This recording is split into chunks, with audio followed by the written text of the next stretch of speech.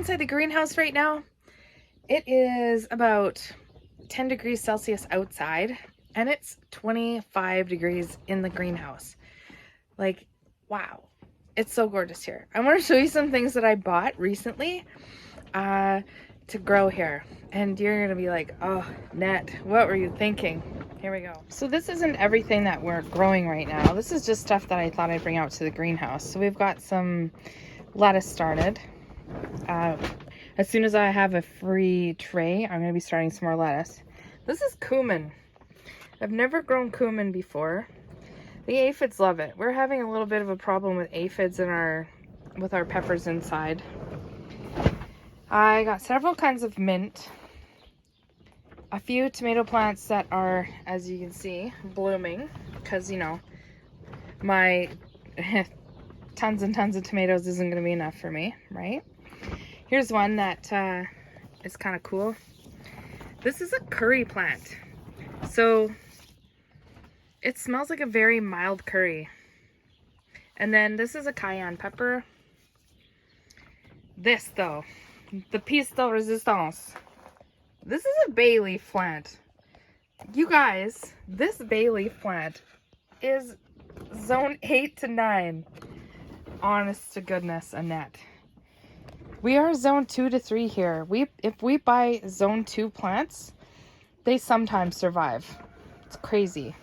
This is a few of the tomato plants that I have started. Listen, I worked so hard to cut back on my tomatoes this year.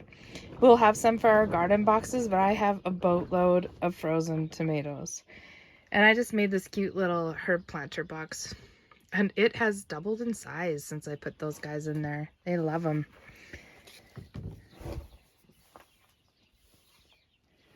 I bought us just a few herbs. We have some tarragon coming back from an indoor, well, a pot that I brought indoors. Glenn's going to try to propagate that. So if you've ever tried propagating tarragon, let me know, because we're going to do that up next. And maybe you guys know what this is, and maybe you don't. The leaves are very interesting. So I know what it is, but I want to know if you guys know what it is. Let me know if you know what this is in the comments.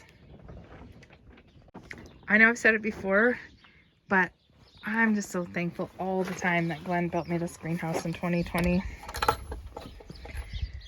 Okay, he's over in the garden. Let's go see what he's up to. The supervisor's back. Glenn's got the very first string set up here for scoping out this side here for the 30-inch beds. He pretty much starts from the beginning, measuring from the outside and stuff, because we want all our beds to be just right. Because basically, once you set these suckers up, that's it. It is so awesome.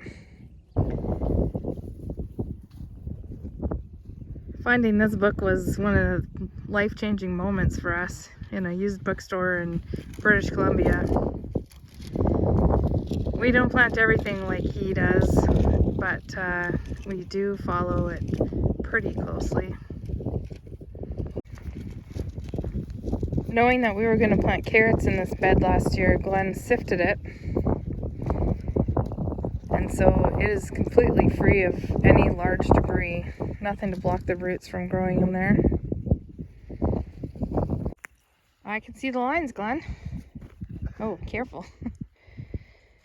So then he'll go along, and everywhere there's one of these little bumpy things, there should be space just far enough apart for the carrot seed to drop into the little hole that's left behind them. Very precise, no thinning required.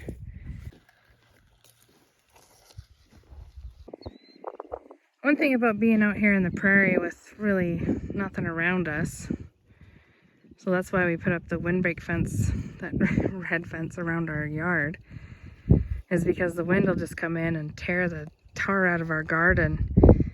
So I don't think last year, the year before, Glenn transplanted a bunch of these caraganas, and they're hardy, man. They grow in Siberia. They're gonna grow here. And they're actually good for the soil because they're one of these things that put nitrogen back into the ground. Glenn's using this barn fork to use as a broad fork in this bed that we're next planting into today. You can see how far it goes down, like a full foot down. Because we're not planting anything super finicky, he doesn't need to sift through this and take out all the stuff. We're planting stuff that is mostly short roots or just top vegetables like spinach and Swiss chard. This is how you do it.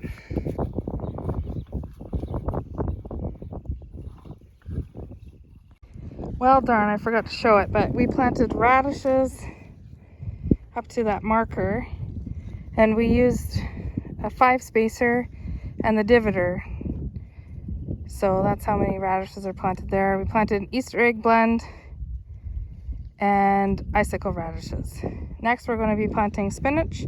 We're using the 4, and we're going to go back across the bed with a 4. So it's going to be 4 by 4 across the bed there.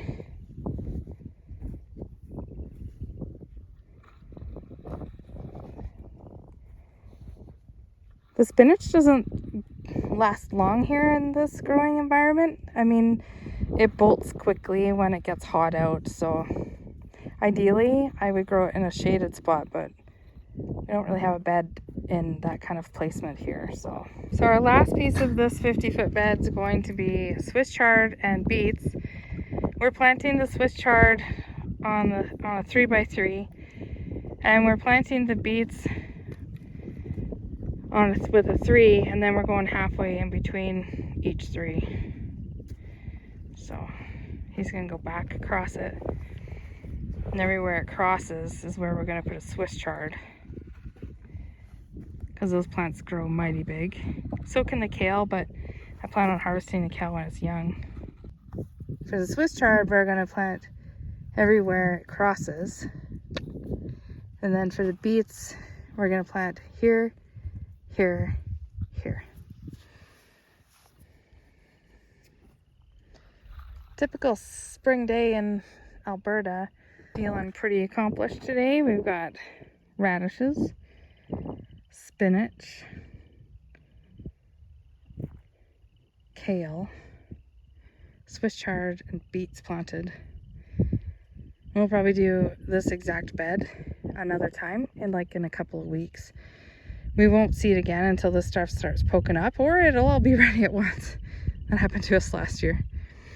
And this bed over here that has these last year's lettuce in it still. Today, well, after we have a bit of a break, we're going to seed peas into this. And we saved our Lincoln Homesteader peas from last year because they grow really well here and they're proven, so they're quite tasty. So that's going to be our first row of peas right here. And we'll plant those again also in a couple of weeks.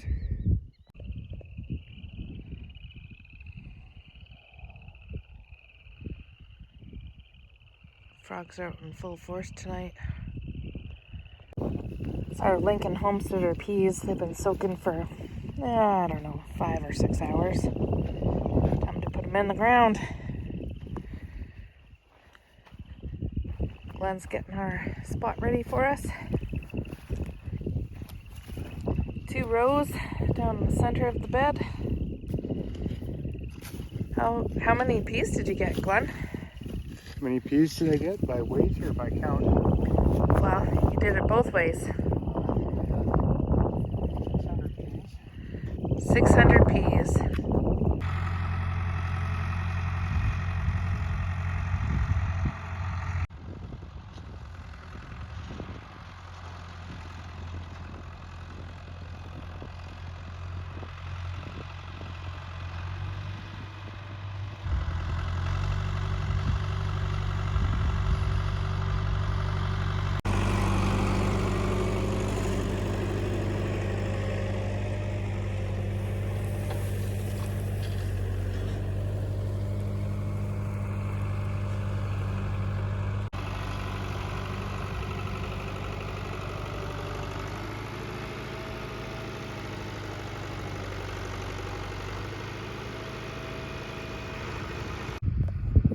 What do you think, Zip?